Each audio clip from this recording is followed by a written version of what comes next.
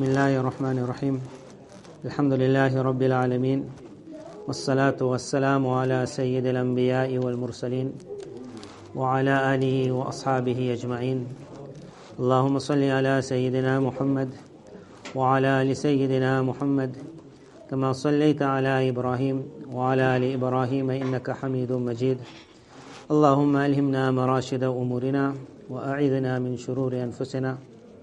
Where Allah Tabarak Ta'ala defined and described a woman in Quran, especially that woman who is meant to be a husband, a wife for a husband. A woman is meant to be a mother for a child. A woman is meant to be a daughter for a father. Allah Tabarak Ta'ala made one mention of one special quality of a girl, a woman. Where Allah Tabarak Ta'ala speaks to the men, He says, I have made for you your spouses, لِتَسْكُنُوا إِلَيْهَا, so that you, O men, can find sukoon in the woman that has been made for you. A unique quality of a girl, of a woman, which is one thing which the world around us, the devil world, is trying to pull away, is that the woman was always going to be meant to be a cause of solace, help, aid. The woman herself was not supposed to be the one doing the work and then looking for support. There was supposed to be somebody else doing the work. And when that person comes home, he was going to look for someone to give him support. When Allah Tabarak Ta'ala made the place of the woman at home, it was that whoever goes outside becomes so fed up, so tired, that when they come home, they want to come home to an environment where they find that everything is happy, someone is smiling, the area is laid out, whatever pressure and tension there was outside, the person in the house is going to take it all away. I will give you in this few minutes an example of a woman in Islam who did this. From her we can learn a lot of lessons, and may Allah Tabarak Ta'ala let it be that she becomes a role model for all of us. This is that woman who Rasulullah Sallallahu Alaihi Wasallam would call my mother after my mother. Very few people in history, or very few people in the books of history have made a lot of mention about this woman. It seems she always played such a hidden role in the life of Rasulullah Sallallahu Alaihi Wasallam that hardly you would find mention being made of her. Whereas she was the most important from the beginning till the end. Historians have written perhaps she was there when Nabi Sallallahu Alaihi Wasallam breathed his first, and she was there when Muhammad Sallallahu Alaihi Wasallam breathed his last. She was there at every time and occasion that he cried when he lost someone in his family who was close. She was that support where Nabi Sallallahu Alaihi Wasallam, whenever there was no one else around, it was this woman. Baraka was her name, but she became famous later on with the name Ummu Ayman. But so unique was her ability to hide herself. She was so strong, she was so important, and she was so unnoticed. Rasulullah Sallallahu Alaihi Wasallam's father is Abdullah. When he passes away, historians have written, he leaves behind 5 camels, a herd of sheep, an expensive sword, silver jewelry, and this slave Baraka. She was about 11 or 12 years old when Abdul Muttalib, he purchased her for the house. In there we just go off the topic to understand that slavery in the past, how it was. An alim wrote very nicely, he said there were 2 types of slaves. One was the slave where the man who was the owner of Bilal radiallahu an, Khabbab bin Arat radiallahu an, Sumayya radiallahu anha, they also had masters. But their masters were brutal. Their masters were evil. When their masters could not get what they wanted to, it did not pain them in the least but to see the slave in front of them scream in pain. Sumayya radiallahu anha, what her master's heart was, like a rock, that he allows a person to take a rope and tie one to her one leg and to the leg of a camel, and then another rope to one leg and the leg of the camel, and then the 2 camels are hit to run in opposite direction. Just to hear that today, to think what she went through in that last moments. But what was that master? He had no heart. When the master would see Bilal radiallahu anh suffering, no heart. Then they wrote, and there were other type of masters. There was a master like Rasulullah sallallahu alaihi wasallam. There was a master like Abdullah, his father. There was a master like Abdul Muttalib. When a slave would be brought in their house, first thing they would give the slave a title. It was called Mawla. Mawla means the one who is very close to me. Today when we say Moulana so and so, Moulana comes from that same word. Waliya. Waliya means to be close. That word Mawla, and for the girl Mawlat, just that word itself was to say to the slave, you're not a slave in my house, you're as close to me as my child. It was these slave girls and slave boys, when they were shown that love which a person normally shows to his child, later on when they grew up, they were able to give back to the very families who had given them so much of love. When she was 11 or 12 years old, in the house of Abdul Muttalib, she found unique love. She was not treated as a slave, she was treated as a mawlat. Why I have to mention this here? Allah forgive us all. South Africa was not the best land for us to grow up. Where we did, and we have to accept, we have grown up with a feeling of greatness over others around us. There is something that prevents us linking up with others of different color, which if you go around in the world, you will find others don't have this feeling. For other people to eat from the same plate, as long as both are united on Iman, is very easy. For me and you to eat from the same plate is very hard. No one is saying change immediately. Natures can never change. But to understand how far we are from what was the original sunnah of Rasulullah sallallahu alaihi wasallam. To never make excuses. To never try to prove what we're doing is right. The more love that we will show our workers in the house will result in those workers having love for us and Islam later on. Ayman was 11 or 12 years old. Abdul Muttalib showed her the love of her father, because of which she becomes a die-hard for Abdullah and Amina. Abdullah is married to Amina bint Wahab. She's like the princess of the Banu Zuhra tribe. Ayman is given. Abdullah passes away when Rasulullah sallallahu alaihi wasallam is still in the womb of his mother. Ulama have written, when Nabi sallallahu alaihi wasallam is born, Amina plays the role of a mother. Ayman plays the role of the father. She was going to make sure he would never feel that he is missing something in his life. She was there on every occasion. At the age of 6, Rasulullah sallallahu alaihi wasallam's mother Amina, she desires that I want to take my son to see the grave of his father.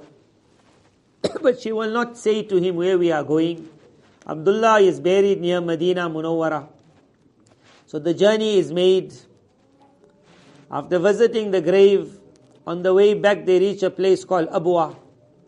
At Abwa, Amina gets fever, a very high fever. With Amina, it's only Muhammad sallallahu alaihi wasallam and Ayman. The caravan that had taken them in that direction is gone. It is 2 camels, it is 2 individuals and a young child. And Amina gets a fever.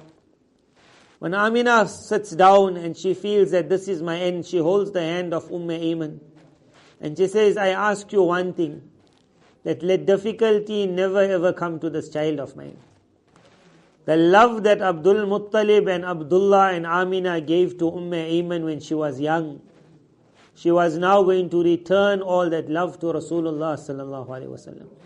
When the world speaks about a mother, when the world speaks about a daughter, when the world speaks about a woman, really the woman of Islam is the one who gives love and the one then who pays back with love. If today you are the mother or the mother-in-law, show so much of love to your daughter or daughter-in-law. Whether they are right or they're not right, you have to be the one giving love.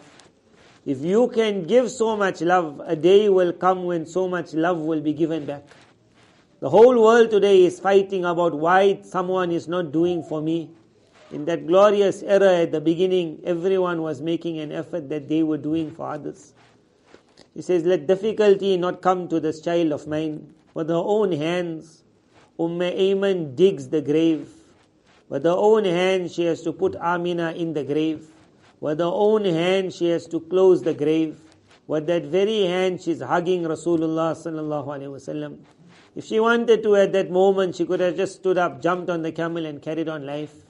They showed her love, she was going to pay back with love. She will make the journey back with Rasulullah sallallahu alaihi wasallam, 6 years old. He will come to his grandfather Abdul Muttalib. His grandfather says, where is my beloved son Abdul? Where is my son, my beloved daughter-in-law Amina? She says, this very hand that carries your child is the hand that buried your daughter. Nabi sallallahu alaihi wasallam is looked after by Abdul Muttalib. At the age of 8, Abdul Muttalib is now 120 years old. Nabi sallallahu alaihi wasallam is 8 years old. Historians have written that he was at the head side of Abdul Muttalib when Abdul Muttalib is breathing his last. For him it wasn't easy because he just saw his mother 2 years ago. Again they say, who else was standing at his head?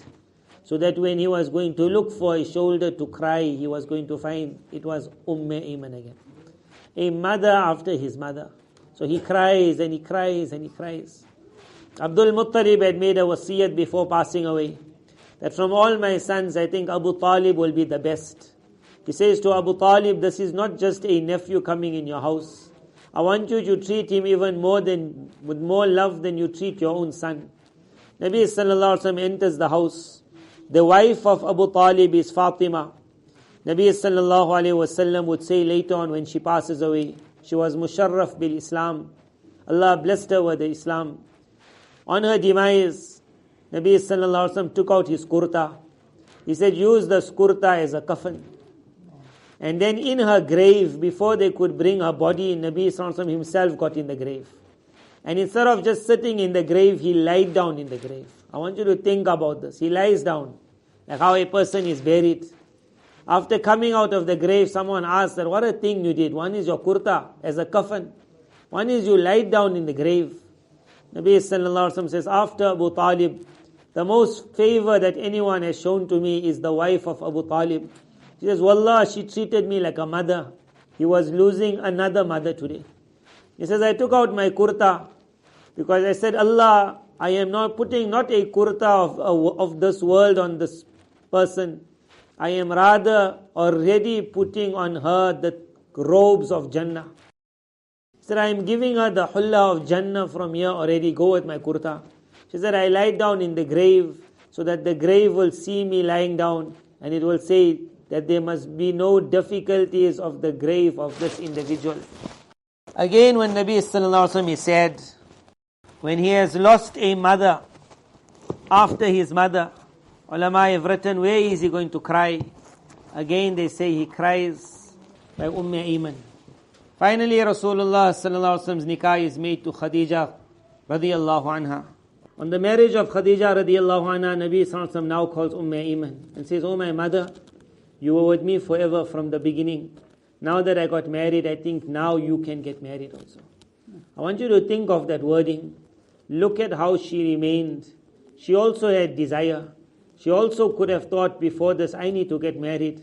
She had one child in front of her who needed to be looked after. She had made a promise to the mother that let difficulty not come to this boy, because of which she sacrificed all her desires. We have entered a world today that majority are those who die for their desire. Very few are those who say a time will come where Allah will fulfill my every desire. I got a few days in this world, let me break my desires. She broke her desire to be in the khidmat of Muhammad sallallahu alaihi wasallam. Nabi sallallahu alaihi wasallam now says to her, he looks at Khadija radiyallahu anha, he is newly married, Ayman is there. He says to Khadija radiyallahu anha, pointing to Ayman, remember from the time Ayman was there, Abdullah disappeared. Then Amina disappears. Then Abdul Muttalib disappears. Then Fatima disappears. Then Abu Talib disappears. Nabi sallallahu alaihi wasallam looks at Ayman and he says to Khadija radiyallahu anha, Wallah, today not a single person is left of my family except her. She's the only one left. He said, I saw all of them going. From there we learn another lesson, that Nabi sallallahu alaihi wasallam saw a lot of people pass away in front of him. A lot of tears he had to give. At such an age, he would see them being taken one after the other. But it did not mean that he was being punished by Almighty Allah at all. Rather, for the training that was to be given to the greatest of mankind, Allah has His own systems. If we go through some difficulties in life, we must always think about there were people before us who were also tested. How they survived those tests, and how on their every tear Allah was writing a new revolution. On our cheers, may Allah make it, revolutions can also be written. Ayman is now told by Khadija radiallahu anha, now will you please get married? She said, why must I get married? And what a sentence she says. She says, can a mother ever separate from her son? She says, if I have to get married, another man will take me. This is my son. But then Khadija radiallahu anha says, but he's married now, he'll love you. She says, if he wants me to get married, then I'll get married. Who must I get married to? And a person is chosen. He lives in Medina Munawwara. Nabi sallallahu alaihi wasallam is still in Makkah Mukarramah. So she goes with her husband. Her son Ayman is born, because of which she gets the title Ummu Ayman, the mother of Ayman. A few years later, her husband will pass away. She'll come back to Makkah Mukarramah. Nabi sallallahu alaihi wasallam later on again he wants Ayman to get married. Now she is a woman. She's from Habsha, Abyssinia. She's a woman with a child. Nabi sallallahu alayhi wasallam has to make one i'lan to find a husband for this woman. He say, whoever it pleases, man sarrahu ay yatazawwaja imra'atan min ahli al-jannah. Whoever wants to marry a woman from the people of Jannah, then they should marry Ayman. Immediately, the adopted son of Rasulullah sallallahu alaihi wasallam, Zayd ibn Haritha radiyallahu anhu, says, I am ready to marry her. Zayd bin Haritha is 10 years younger than Rasulullah sallallahu alaihi wasallam. Ayman, when she was purchased, she was 12 years old. When Nabi sallallahu alaihi wasallam is going to be born, most likely she would have been at least about 13, 14, 15. So between her and Zayd radiallahu anhu, there will be definitely a gap of about 20, 25 years. That was not going to stop the individual when hearing this is a woman of Jannah for forgetting all stories, all customs, all questions, all what will people say, all that I need a girl who's younger than me. Whenever they found deen was the most important thing. After that they made everything else compatible, but deen was important. And from this marriage, the great Sahabi radiallahu anh, Usama bin Zayd radiallahu anh is born. In the hijrats that took place, the first hijrat, historians have written only 4 women, 12 men and 4 women went for the first hijrat to Abyssinia. Ayman was there. Why she went for the hijrat? Nabi sallallahu alaihi wasallam said to her, I want you to be a khadima. I want you to go in the service of my daughter Ruqayya radiyallahu anha. Ayman was the khadima. She's ready to leave and go to another land, she goes. In the second hijrat, it is the hijrat to Medina Munawwara. At that time, because Zayd bin Haritha radiyallahu anha cannot make it, he is already gone to Medina Munawwara. Ayman has been left behind in Makkah Mukarramah. One day she decides, I am now going. The journey is dangerous. If they find women on that path, especially Muslim women, they are ever ready to take their honor. A woman with one small child, Ayman makes a journey through the deserts. Alone she makes this journey. They say she reaches a place called Rawha. In Rawha, because she has no food, no water, the little that she got is being used on Usama. She starts feeling thirst on her lips. After the thirst comes, then it starts getting hot, then you die. When the thirst becomes severe, Ayman looks up towards the sky. What lesson we learn from this woman is that woman who understood my role in this world is not to be noticed, but it is to be a source of solace and sukoon for the one that I was created for. She looks up to the sky at the time of need. In the books of Sirat it is written, from the heavens, some ulama have written from the highest place of Jannah, which is known as Illiyin, the most high place, Allah Tabarakala sends down a bucket. The bucket, the liquid in the bucket is white. Perhaps it is water, but the color. And there is a rope with it which is extremely white. Ayman radiallahu anha later on would explain, she said, I drank from that bucket on that day. She said, now if I fast in the hottest days of Medina Munawwara, I do not ever experience thirst. She was going to be given the sup of Jannah. But when she looked at the sky, but what was she? She was the khadima of Islam. She was a woman who gave a message to the woman of the world. Even if you're not noticed, even if you're not known, you have been created for one purpose in this world, to be a source of solace to the people around you. She made sure till the ending. This was the beginning and the end of her mission. Even when marriage came, it was not going to affect this. I have to be that shoulder for others. Rasulullah sallallahu alaihi wasallam gets the news. Ayman has made the hijrah. He comes from Medina Munawwara running. Think of the scene. The Nabi of Allah is running to an old woman. Some of the people of Medina are wondering, who's this woman you're running to? But Nabi sallallahu alaihi wasallam will say, my mother, my mother, my mother. He comes to her. He kisses her on the forehead. He says, you have come so far alone. Then he looks at her feet. On the journey, what had happened to her legs, how it had become swollen, the dust.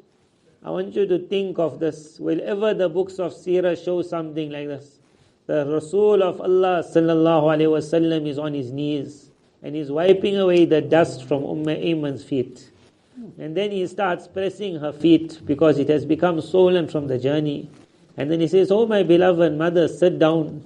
Indeed you are a woman of Jannah. He says, my mother, sit down. You are indeed a woman of Jannah. People would wonder, who is this woman? He would say, my mother after my mother. She taught the woman of the world from the beginning till the ending. The last breath of Rasulullah sallallahu alaihi wasallam, Ayman is there. Abu Bakr radiallahu anhu would later say to Umar radiallahu anhu, let's go and visit Ayman. Like how Rasulullah sallallahu alaihi wasallam would visit her. They come to her, she starts crying. They say, don't you know that the place where Rasulullah sallallahu alaihi wasallam is by Allah is much better than this world? So why are you crying, Ayman? She replies, do you think I don't know that? I know where he is much better. But I can tell you one thing, from today we will never be able to enjoy Jibreel alayhi salam coming with wahi. As she says that, they all start crying. She cries, they cry. She was a unique woman in Islam. She was a woman from Habsha. She was a black slave who entered into the house as a slave girl at the age of 11 and 12. A slave girl at the age of 11 or 12 never is given the chance of ta'aleem, of tarbiyat, of nurturing, of education. But what she was, without everything around her, she was able to teach the educated woman of the world who will come even 1,400 years ago, that you have not been created to make tea and coffee for somebody else. You have not been created to be serving someone in an aeroplane. You have not been created to be the most smartest woman in the office. You have been created with a unique role in this world. لِتَسْكُنُوا إِلَيْهَا, to be a source of solace for the people who are around you, to be a mother for the children, to be a daughter for a father, to be a sister for a brother, not to look for others to give you comfort and solace, but for you to be the source of solace for others. May Allah Tabarak Ta'ala make these few words. Let this woman be an inspiration for every mother, every daughter, every sister, every wife. How she stood up to the demands of what she was created for, and because of which Rasulullah sallallahu alaihi wasallam himself fell at her feet, and he decided to start pressing her feet and said, you please sit down now. You are a woman of Jannah. May Allah Tabarak Ta'ala grant our mothers and our sisters that understanding that we all have some unique role to play in this world, but it doesn't have to be the role that the Western women want to show. You got a role that pulls the love of Allah and the love of Rasulullah sallallahu alaihi wasallam. Go out to fulfill this role, and you will find the day will come when you will just have to look at the sky, and as Allah sent water to see to her every need, Allah will send aids from the heavens immediately to fulfill your every need. Wa akhiru da'wana alhamdulillahi rabbil alamin.